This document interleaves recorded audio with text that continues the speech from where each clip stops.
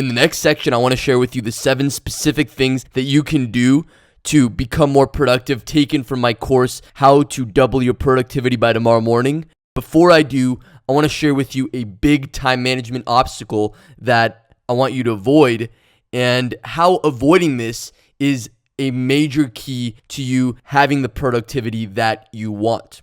And the obstacle is this: having to think in real time. It's having to think the day of, what is it that I'm going to work on? If you're always thinking, what do I need to be doing next? What do I need to be doing now? Then first of all, it's a huge drain of mental energy. We all only have a limited amount of willpower. We all only have a limited amount of mental capacity. And if we're wasting it on what do I need to do now or what do I need to do next, you're taking away energy that could be used to do productive things. But also it's a huge waste of time because all these things can be figured out beforehand. So the answer is rituals. The answer is routine.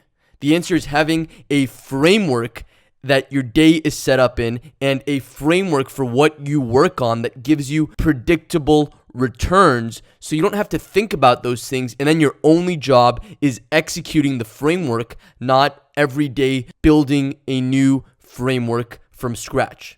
For example, I've spent months, maybe even years, refining my framework, and because of that, I know what my morning looks like. I know what my afternoon looks like. I know what I'm going to be working on, and I know what work gives me the highest return.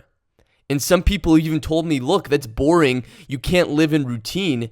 And maybe there's some truth to that, but there's more truth in the fact that routine brings freedom.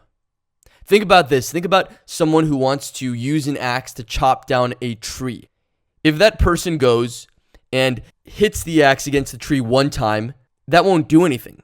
They need to do it over and over and over at the same place, at the same tree to have any result. And that's what a framework is.